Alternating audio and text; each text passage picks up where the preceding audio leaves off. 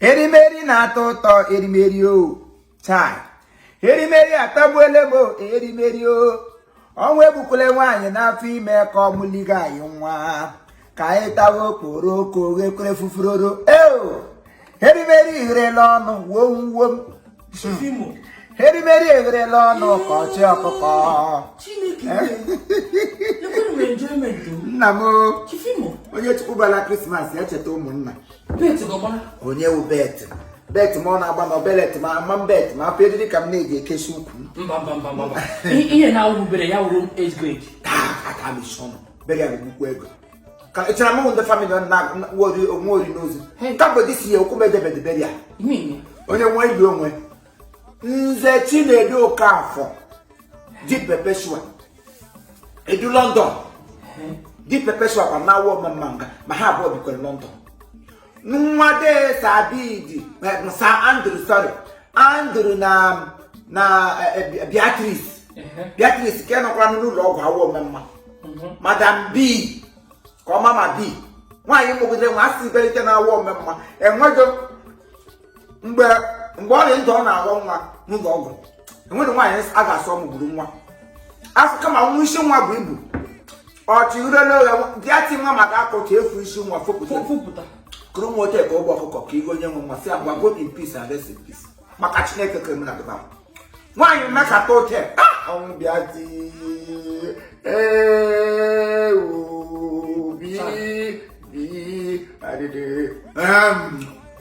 azịrị kara ndịkwa nwa ya nwoke too Chinedu nwa nwoke m enwe n'imegide dị emeta na London ka ọ nọ afọ esi agaba akpọ oriri gị ọgọgwụ 30th of December 2021 na-esi ụka a ga-eme fees ma taa wee si batide ya gọgọ asị akụ ekwe chi London ma chiwara ozi so ọkụkọ niile nọ na awọ omemma se nwekwule nke garị ahụ ndị mma na-agbakọ eburu ọkụkọ ndị awọ omemma ote a na-egbusi ha isi asị gara na awọ omemma ta ọkụkọ agwụ bela alụlụ famili ọwụla ga-ahụ ahụ otu ọkụkọ gị mara ta ọkụkọ wa akụwe mma na-esiri ya ọkụkọ niile wee ezigbo ọkụkọ Chukwu kere agwụla mgbe m ketere anụ kekwa anụ eriele m otu n'ime moto mgbe m lụrụ rọta bọs m jiri ngwa ya lebego mmiwu VPP ọhịa kpọrọ masị mmiwu very prosperous personality ọhịa kpọrọ VPP ngwa ya nọkwa n'ọdụ ndị niile m na ha nọ kemori nọ nta ya ndị mere ka akatịle ha ka otu ekebiri anọkwa m so oke a na-arị dị mma na ha sa anụ ata ya tumọtụ ọ na-enye carbon dioxide mana